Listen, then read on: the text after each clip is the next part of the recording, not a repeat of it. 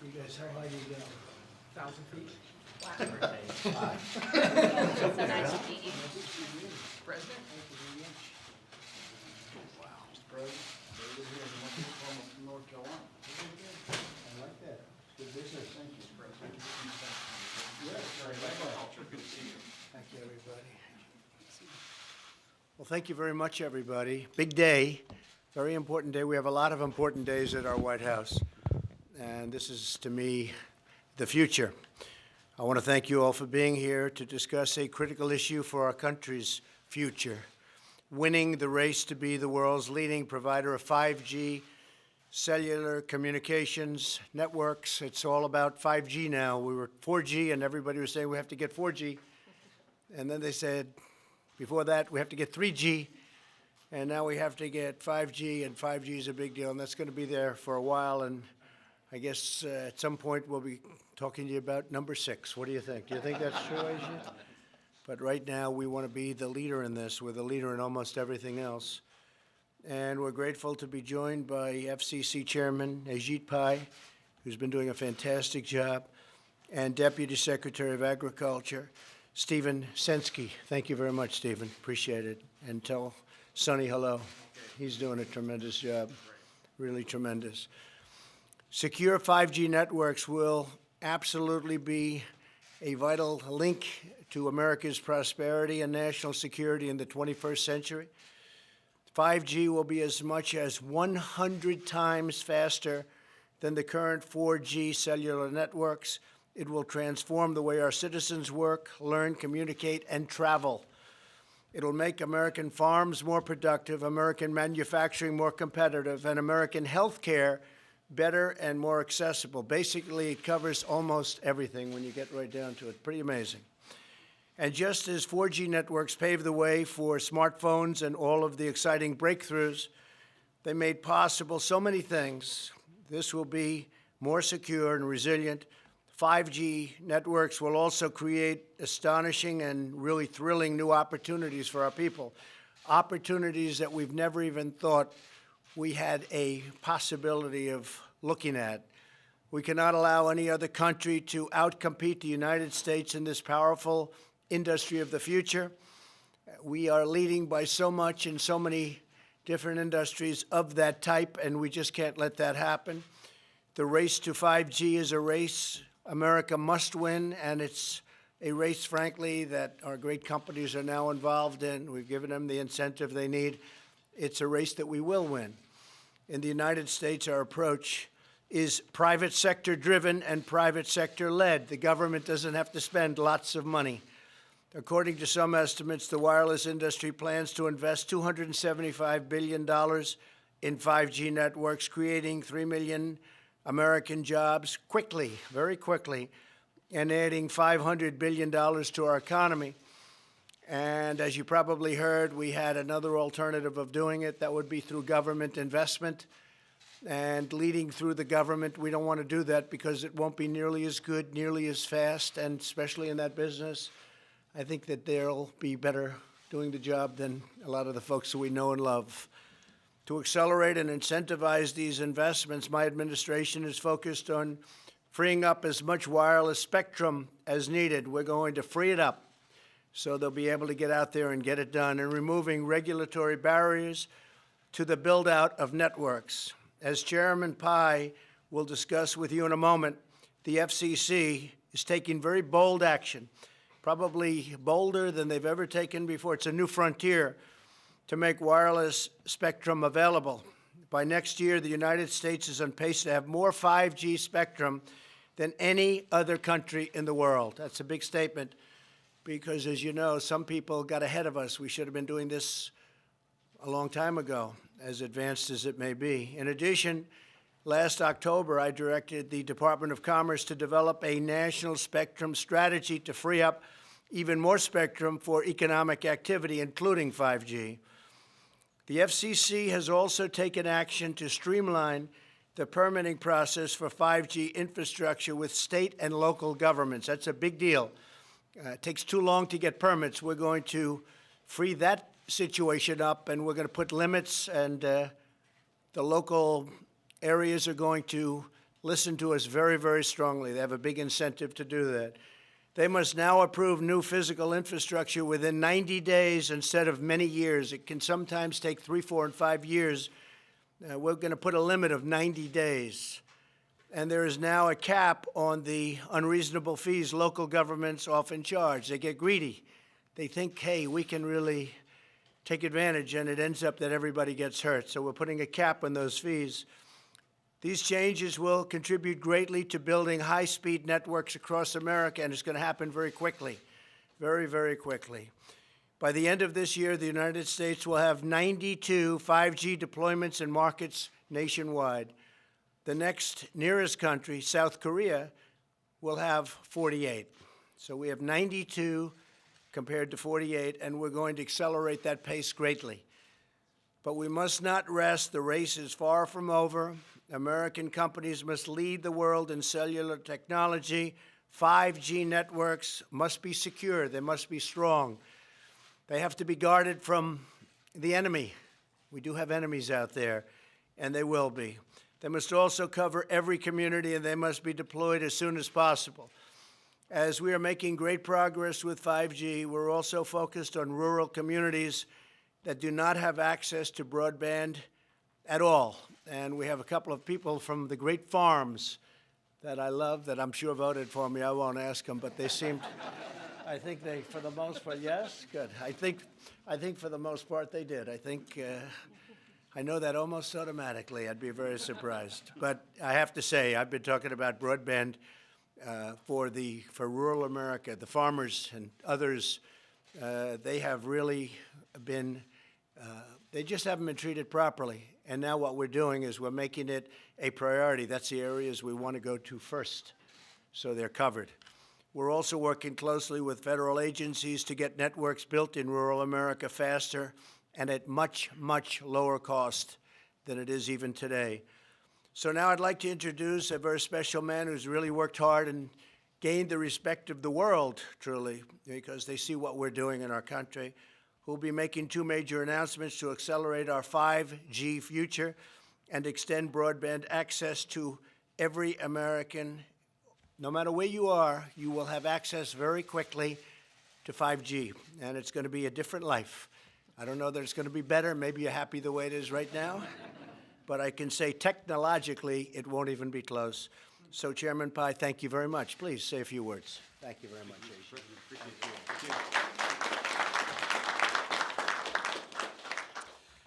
Well, thank you, Mr. President, for your compelling vision of U.S. leadership on 5G. I also want to thank Larry Kudlow, the Director of the National Economic Council, for your steadfast support of this vision. Mr. President, as you observed, America must win the race to 5G, the next generation of wireless connectivity. And this matters for 2 key reasons. The first is national competitiveness.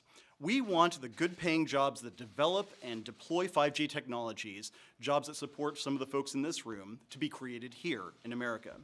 We want these technologies to give our economy a leg up as we compete against the rest of the world. The second reason U.S. leadership matters is that 5G will improve Americans' lives in so many ways, from precision agriculture to smart transportation networks to telemedicine and more. We want Americans to be the first to benefit from this new digital revolution while protecting our innovators and our citizens. And as you pointed out, Mr. President, we don't want rural Americans to be left behind. And Mr. President, that's why I'm pleased to report that America is now well positioned to win the race to fast, secure, and reliable 5G. And don't just take my word for it. In February, ABI research stated, and I quote, "It is the United States who will win the 5G race in the short term." That same month, Cisco projected that in 3 years, 5G would be more than twice as prevalent in North America as in Asia. Last week, CTIA reported that America leads the world with the most commercial 5G deployments of any nation. And just this past Tuesday, it was reported that 5G-related job listings here in the United States increased 12% in just the past 3 weeks, according to data from an online job search service. Today, 5G is a success story, an American success story. Well, how are we getting the job done? As the lead agency on 5G, the FCC is pursuing a 3-part strategy called the 5G FAST Plan. First, we're freeing up spectrum, the invisible airwaves that carry wireless traffic. We finished our first 5G spectrum auction in January, and we're holding a second right now that has already generated almost $2 billion in bids. Second, we're making it easier to install wireless infrastructure. 5G will rely heavily on a web of small antennas. But when I came into office, regulations designed for tall towers threatened to strangle our 5G future in red tape. We have eliminated these rules because infrastructure the size of a pizza box shouldn't have to jump through the same regulatory hoops as a 200-foot cell tower. And third, we've taken action to encourage the deployment of optical fiber. That is because 5G isn't just about wireless. We'll also need strong fiber networks to carry 5G traffic once it goes from the air to the ground. And we've done a lot to make that happen, including ending heavy-handed regulations imposed by the prior administration. And here, too, we are getting results. Last year, fiber was deployed to more new locations in the United States than in any year before. But in the race to 5G, our early success is still early. We still need to do more, and we will. And so today I'm announcing 2 new steps the FCC will take to build on our momentum. First, the FCC intends to start its 3rd 5G spectrum auction on December 10th of this year. This will be the largest spectrum auction in American history. We will be selling 3,400 megahertz in 3 different bands. And for those of you who aren't wireless experts, that is a lot of spectrum. Second, to help build the infrastructure of the future, the FCC aims to create a $20.4 billion Rural Digital Opportunity Fund headed by the agency. This money will extend high-speed broadband to up to 4 million homes and small businesses in rural America. These next-generation networks will bring greater economic opportunity to America's heartland, including some of the great jobs building infrastructure, and they will help support future 5G technologies. In closing, I want to thank you again, Mr. President, for your leadership on 5G. Your White House has advanced your vision in many ways, from international treaty negotiations to much-needed regulatory reforms. I appreciate all these efforts, and in the same spirit, this FCC will help build a great and lasting legacy of American success on 5G. Thank you, Mr. President.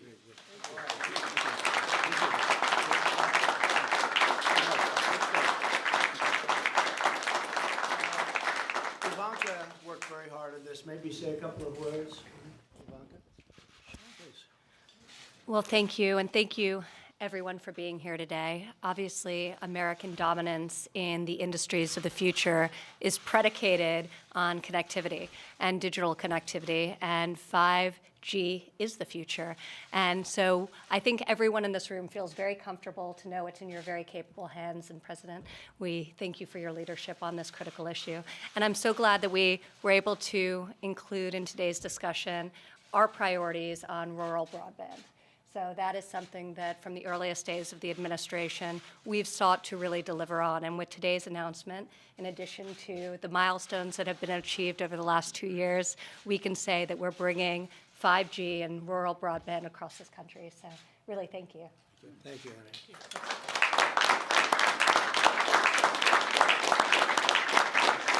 Would you like to say something on behalf of the farmers and our great people, please? Certainly. Mr. President, we really appreciate the fact that you have put this emphasis on rural America. The things that you have done in office have been tremendous for us. We look forward to the next several years of you continuing to do that. The theme that you struck today, though, of deregulation, broadening it out, and letting the American business, letting the American farmers and ranchers fix the problems of this country really rings hard with us. That's what we try to do, and that's what we'll take forward to build this nation. Thank you for your help. Thank you very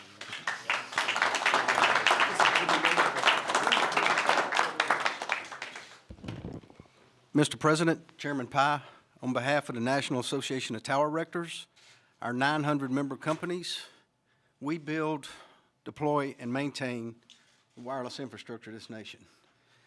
And y'all fixing to put us to work. We appreciate it.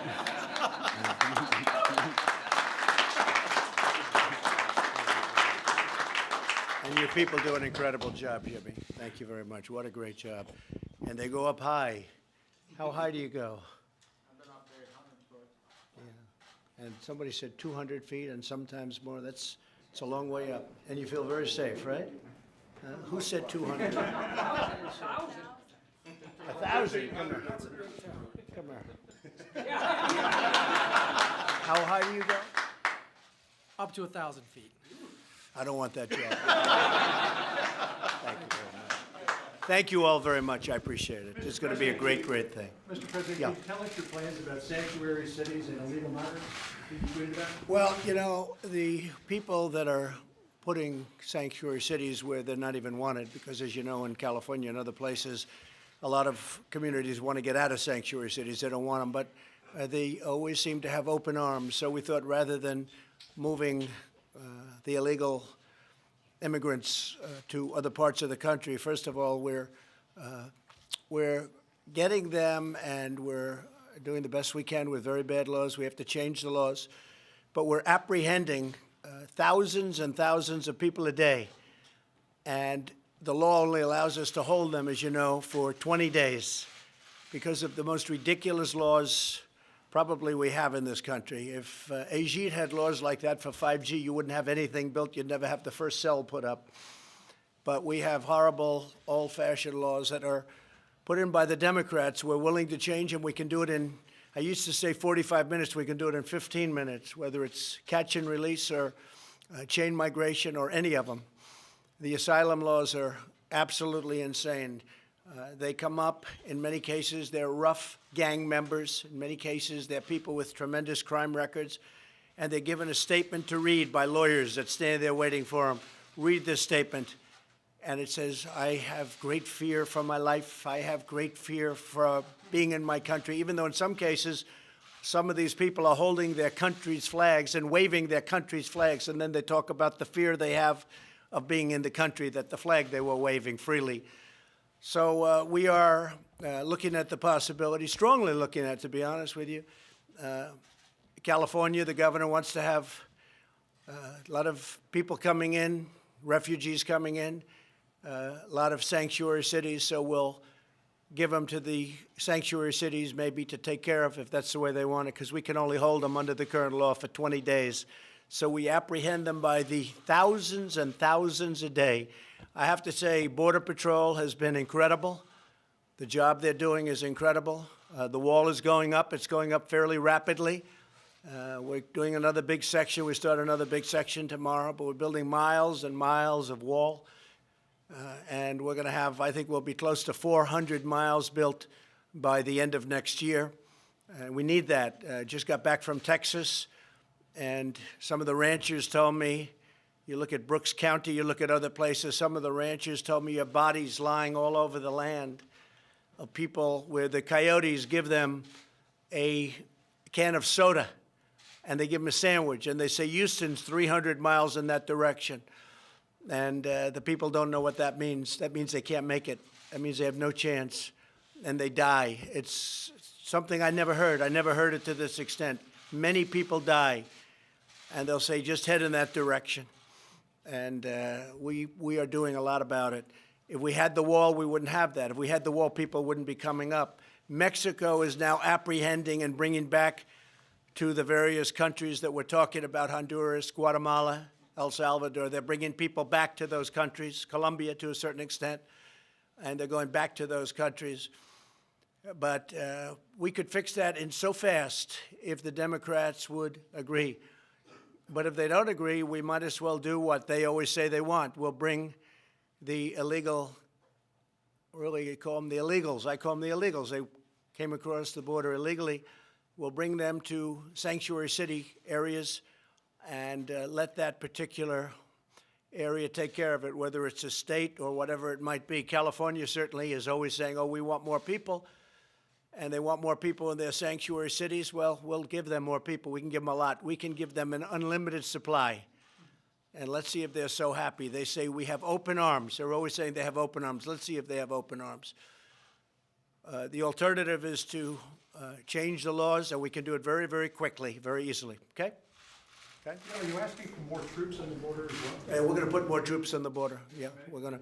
And you know, the thing is, our country is doing so well economically. We're setting records that a lot of people are coming up for that reason. A lot of people are coming up for bad reasons too. We have a lot of very, very bad people with big criminal records trying to get through. And the Border Patrol's done an incredible job with them. Those are our focus. They really have done a really incredible job. And when they have been through and when they've been let through over the years, ICE all over Long Island, and they come and they get them and they take them back and we get them the hell out of here. That's happening all over our country. ICE, but the job that ICE and that really Border Patrol does is an incredible job. And law enforcement in this country the job they're doing is really incredible. You know, I don't know if you saw the crime stats, but these statistics are that crime is way down in our country over the last year, way, way down. And so that's despite all of the problems we have at the border. And we're straightening that out. So in sanctuary cities, as per your question, we are giving very strong consideration to having people after a 20-day period, because, again, you're not allowed legally to hold them for more than that. We will move them into sanctuary cities.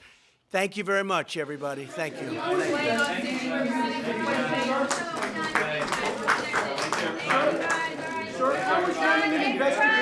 guys. Come on, Dad. Let's go. Leave your gear. Let's go. Thanks, guys.